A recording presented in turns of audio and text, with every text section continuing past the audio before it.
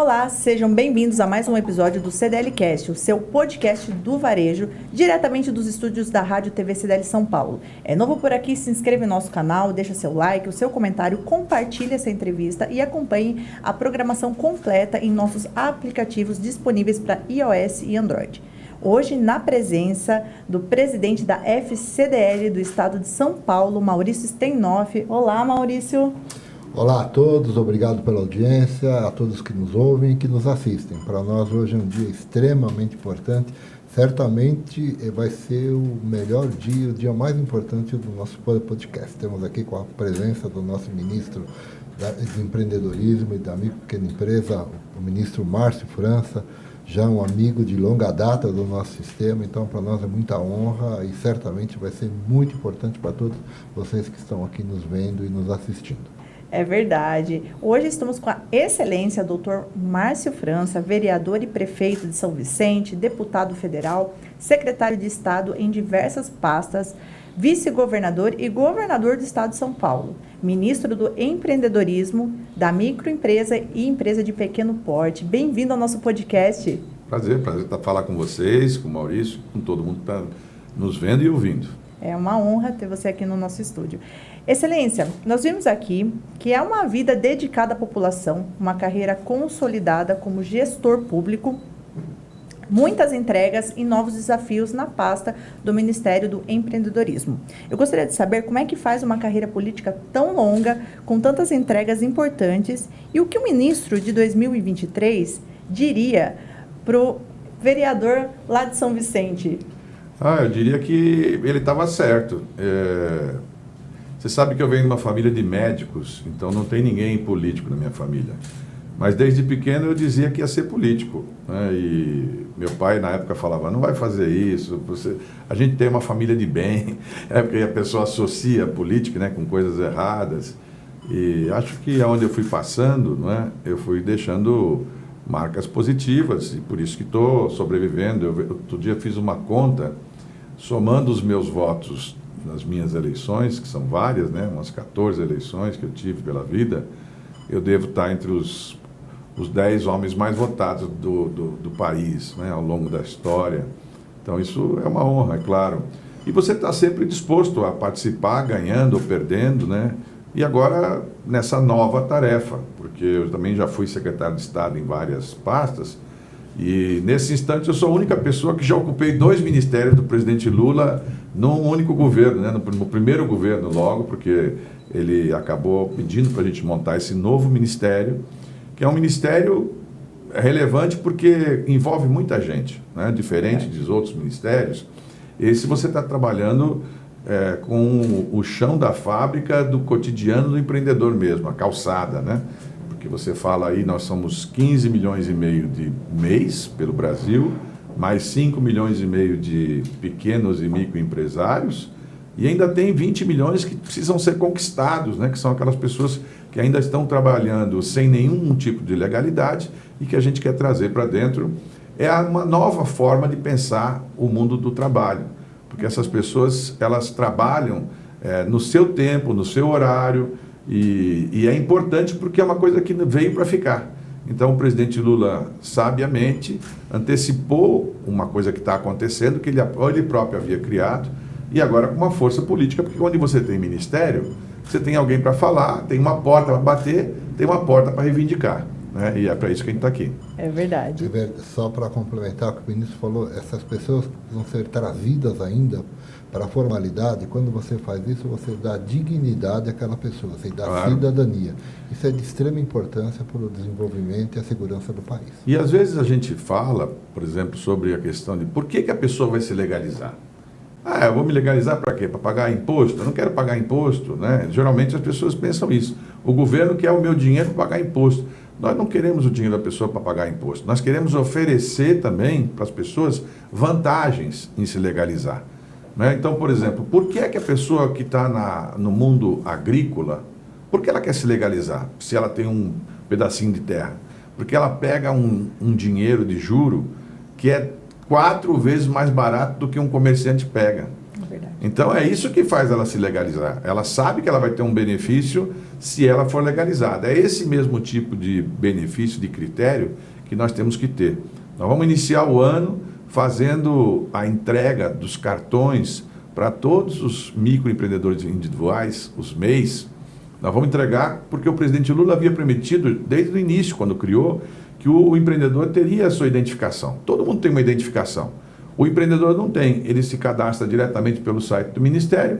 Se ele for vender aqui na porta da Paulista, aqui, passa um policial aqui, um guarda municipal, e fala para ele, você não pode vender aí. Mas por que eu não posso? Eu sou autorizado pelo governo, eu sou um empreendedor, né? Então, nós queremos legalizar. E nesse cartão vai ter todas as informações e vai ter também o acesso com senha para que ele tenha acesso a esses créditos mais baratos.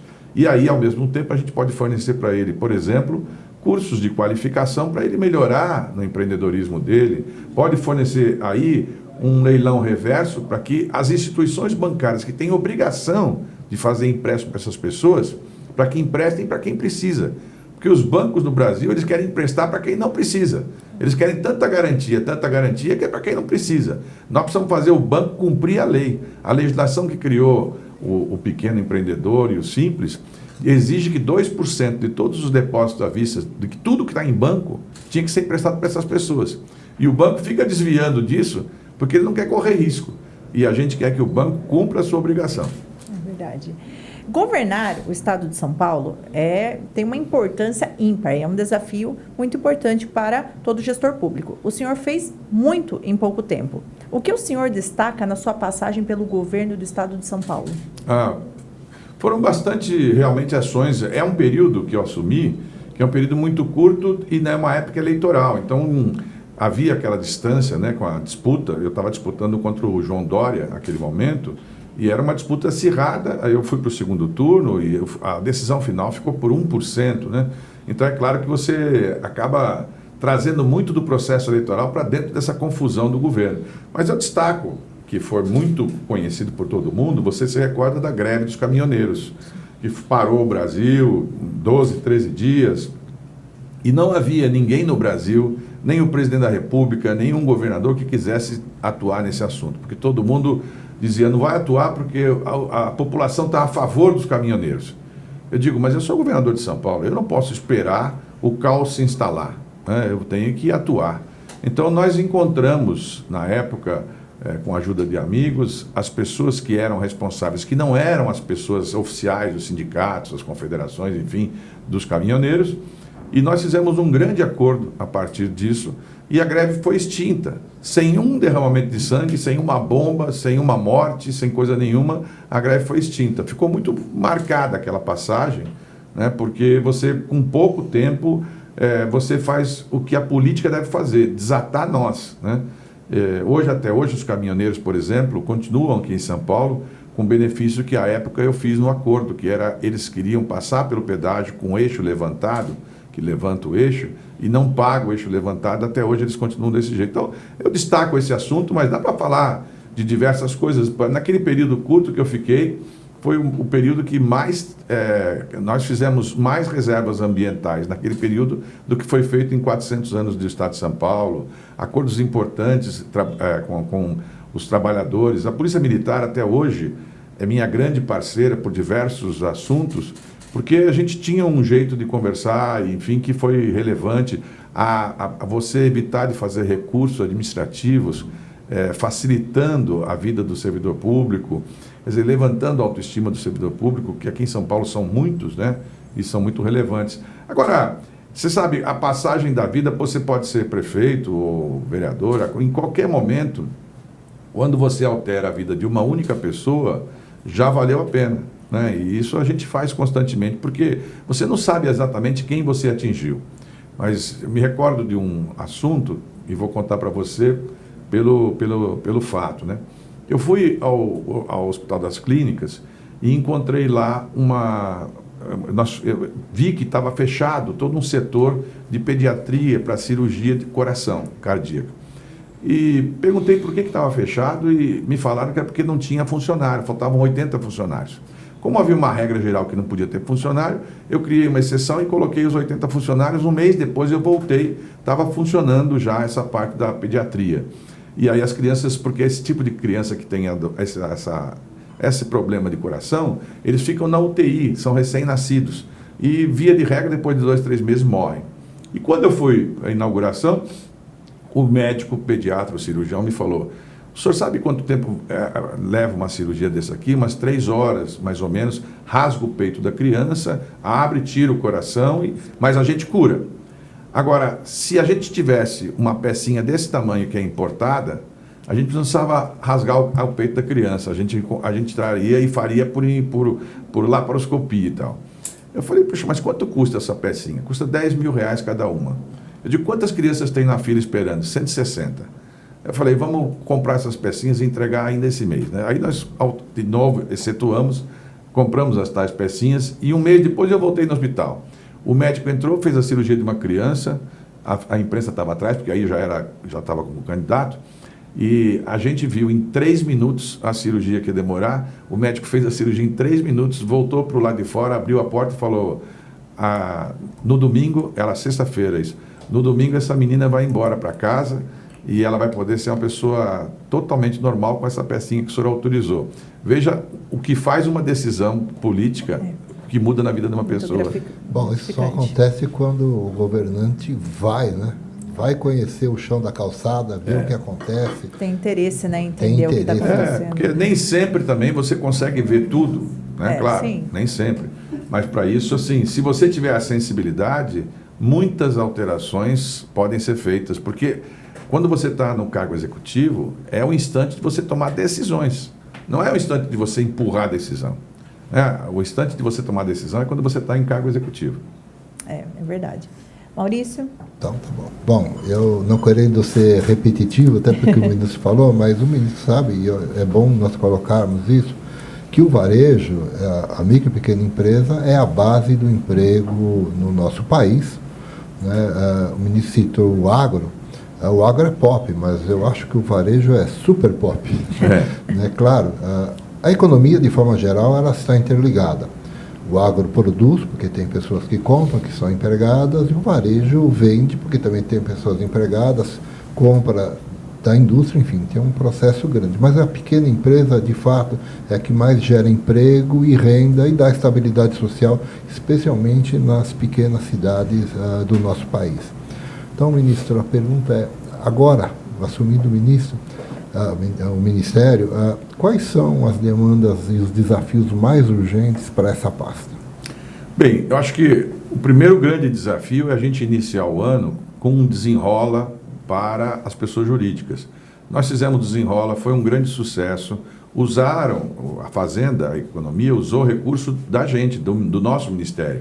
Esses 7 bilhões que financiaram o desenrola da pessoa física saiu daqui, de um fundo. E agora tem um compromisso do ministro Haddad e do presidente Lula da gente promover o desenrola a pessoa jurídica.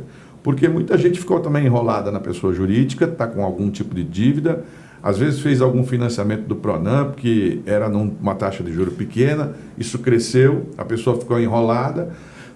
Para que nos interessa que a pessoa seja tirada do setor?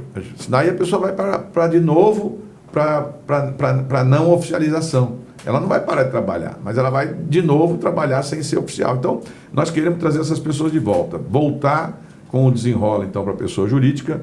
A ideia é identificar, como eu falei, todos os MEIs, e colocar na mão de cada um a sua identificação com o cartão que vai dar acesso ao crédito, né, que é muito importante. Depois, eu penso que seria relevante a gente voltar a ter o controle unificado de todos os financiamentos. O governo faz muitos financiamentos para empresários, para empreendedores. O BNDES acabou de lançar uma linha de 20 bilhões de reais. Mas vamos pensar bem, qual é o lojista que vai até o BNDES, que tem acesso ao BNDES? Tem dificuldade.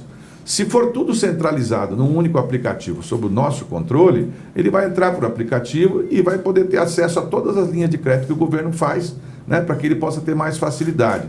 Isso eu tenho a impressão que vai ser a grande modificação para frente. E aí, evidentemente, também subir as tabelas, tanto do valor do MEI como do valor dos Simples, porque as tabelas foram feitas com cortes secos há 10 anos atrás. E depois, com a inflação, correção, enfim, elas não tiveram acréscimos. Então, os números de hoje são os números de quase 10 anos atrás. Não é que a pessoa está faturando mais, é que a correção monetária, a inflação, enfim.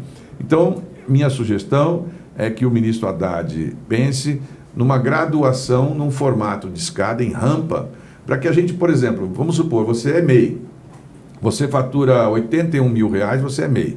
Se você faturar R$82 mil, você deixa de ser MEI. Ora, não tem lógica.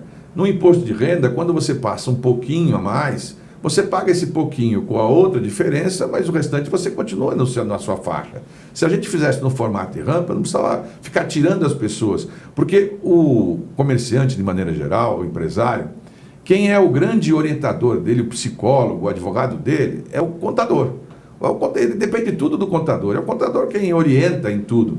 E o contador, como é um contador, ele fala para o sujeito, olha, se você faturar esse mês, você vai explodir. Você vai sair do simples, você vai sair... E a pessoa fica lá. Então, nós quase que forçamos a pessoa a não faturar.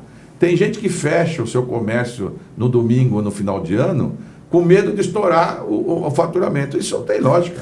A gente quer que todo mundo abra mais, que fature mais. Se eventualmente ele passar um pouco, a gente faz no formato de rampa, né? Para que ele possa passar um pouco e depois ele volta para o caminho dele. Porque pode ser que tenha um ano muito bom e de repente o outro ano não é. Pode ser que você pegue muito serviço no final de um ano e no outro ano você não pegue. Então, no formato de rampa, eu acho que ficaria mais justo. E permitiria também justiça tributária. Hoje, se você é MEI, por exemplo, e você tiver R$500 de renda por mês, você paga R$60 por mês. E se você faturar R$6.500 por mês, você também paga R$60. Isso não tem nenhuma lógica. Né? Não tem lógica. Quer dizer, a lógica seria que fosse proporcional ao seu faturamento. Isso seria o justo. Né, sem as faixas, porque as faixas acabam empurrando todo mundo para baixo. Ninguém quer ser micro nada, ninguém quer ser pequeno nada. O sujeito que é empreendedor, ele é sempre um grande empreendedor. Ele pode ser um empreendedor que tem uma pequena lojinha ou um pequeno comércio ou que faz salgado para fora, mas ele é um grande empreendedor, porque ele sustenta a família dele com aquele dinheiro, com aquela forma que ele tem de trabalhar. O que ele tem é ainda uma pequena empresa, mas ele pensa em ser grande. Todo mundo pensa em ser grande. Verdade, ministro. Olha, essa sua colocação de fazer esse escalonamento da cobrança de tributo é muito importante, porque isso dá liberdade para o sujeito crescer. Isso. Então, E incentiva. Nós temos que incentivar. Próximo passo, nós temos que incentivar também os nossos empreendedores a exportarem. Nós temos que entrar para a América do Sul, temos que entrar para a África em especial, para a América Central, porque os grandes, eles já disputam internacionalmente. Os pequenos do Brasil não disputam, porque a gente tem muita dificuldade em exportação, tem muita dificuldade em saber como é que funciona. Então a pessoa fica limitada só ao seu consumo daqui de dentro. Olha, para você ter uma ideia, na Itália, 60% das exportações são feitas pelos pequenos e microempreendedores. Aqui no Brasil é 2%.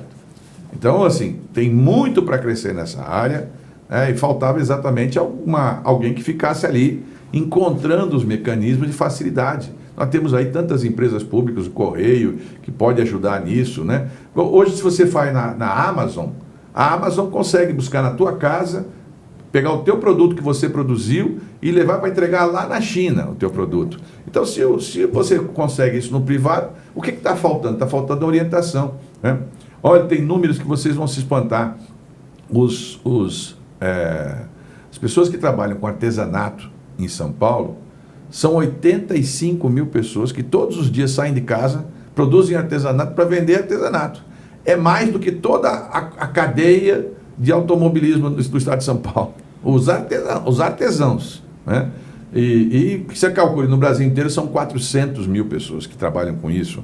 Então, o Brasil, 75% dos empregos é gerado em pequenos empreendedores e microempreendedores. Esses 75% dos empregos do Brasil.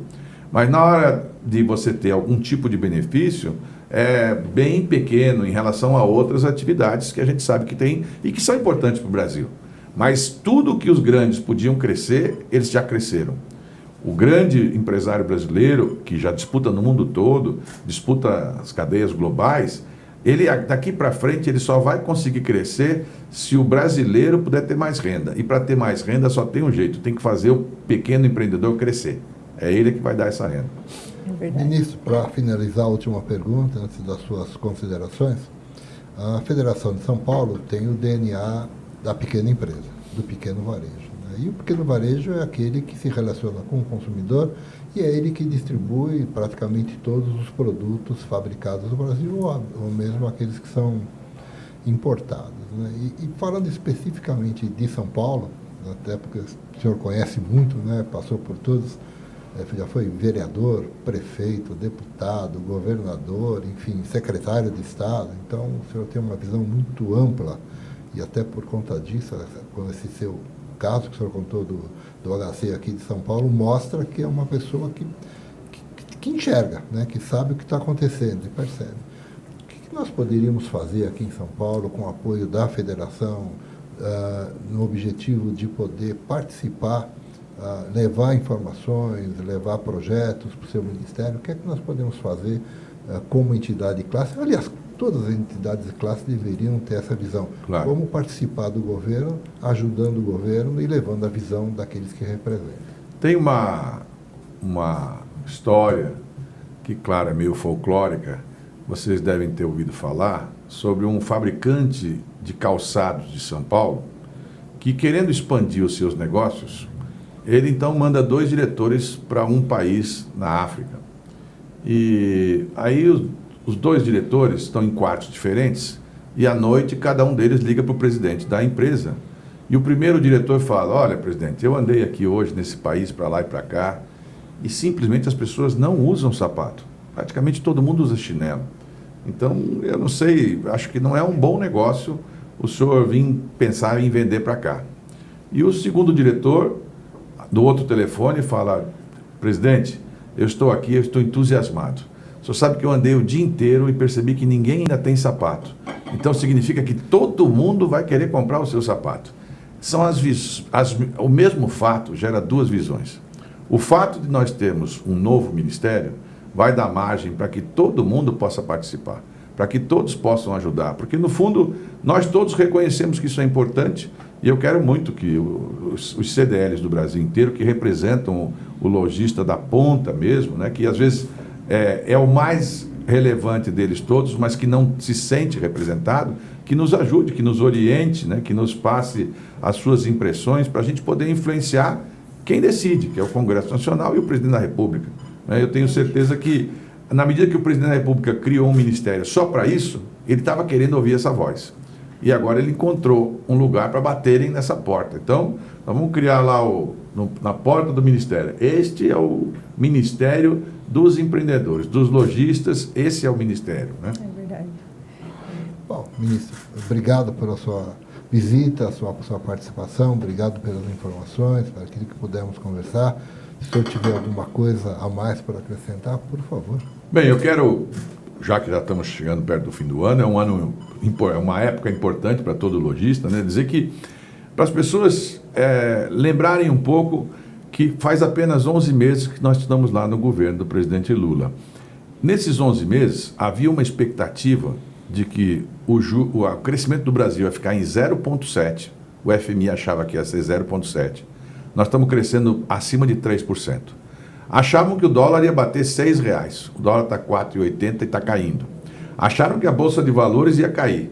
A Bolsa ontem bateu 2 recordes no mesmo dia, da maior venda que ela já teve em todos os tempos. O juro real do Brasil está caindo. Anteontem baixou pela 3ª vez seguida, o que era muito difícil porque todo mundo achava que o juro ia crescer. A gente tem que perder esse nosso pessimismo eterno de achar que o outro ano vai ser pior, vai ser tudo melhor. Agora depende muito da gente, né? Depende de cada um de nós encontrar os mecanismos e saber que a gente hoje voltou para o jogo. Nós temos aí uma janela de oportunidades importante do país que ninguém tem, nenhum país do mundo tem as condições que tem o Brasil para a janela de oportunidade. Vocês estão reparando nesses problemas de clima que nós estamos passando em todo o mundo.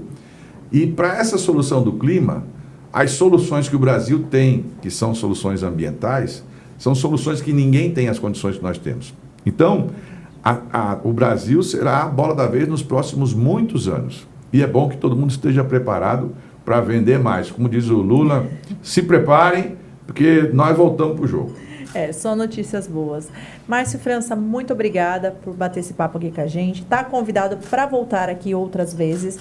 A gente vai deixar aqui, aqui na descrição as suas redes sociais. Quem quiser conversar, mandar sugestões também para você. E você que ficou até aqui, não esquece de dar o seu like nesse vídeo, deixe o seu comentário, se inscreva no nosso canal e acompanhe a programação da Rádio TV CDL São Paulo. Muito obrigada pela audiência.